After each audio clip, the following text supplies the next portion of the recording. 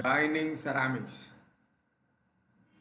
can classify into types majorly. First one is direct bonding, another one is mechanical attachment.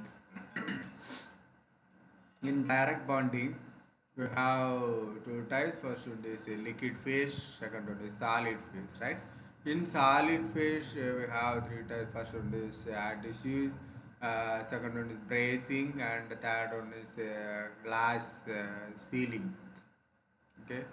In solid phase can be classified into three types. First one is diffusion bonding, and second one is electrostatic bonding, and third one is friction welding.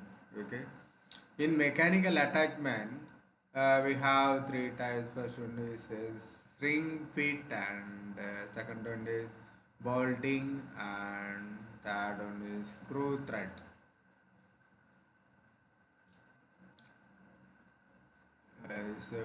Next, we are going to see about the fabrication process, right? The main process of fabricating CNCs includes chemical vapor or liquid phase infiltration, and the next one is polymer infiltration and pyrolysis and hard press sintering technique. And then however, the most common method is by in PAP. The ceramic matrix is formed from the fluid that is infiltrated into the fiber reinforcement. Machining of composite. The machining of composite material is difficult to carry out due to the anisotropic and non homogeneous structure of composites and to the high abrasiveness of their reinforcing constituents. So, we have some risk to do some machining operations in this composite material. Okay, this typically result is damage being introduced into the workplace and in very rapid wear development in the cutting tool. Methods, right? We have two methods to do some machining. First one is conventional machining, second one is non-conventional machining.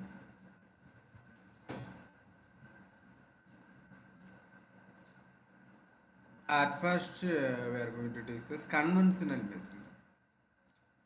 The conventional machining process uses a human operator to direct and control machining tools such as drilling, milling, boring, and machines, and as well as lathe and other sharp cutting tools. Okay, by using conventional machine, we can do the drilling operations, milling operations, boring operations. Okay, by using lathe. Okay, and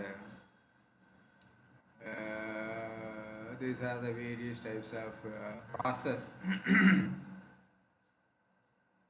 turning, drilling, milling, and other operations falling into miscellaneous categories include sharpening, planing, boring, and broaching and sawing. Okay, these are the various types of operations by using conventional machine.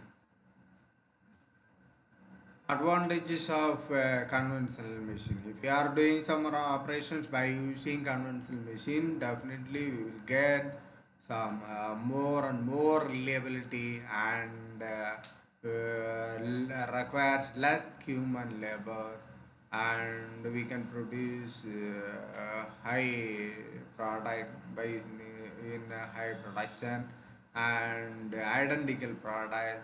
Then also we can increase the profit and reduce effort and improve the efficiency. Okay, and also increase the accuracy product machining product accuracy by using these machining operations.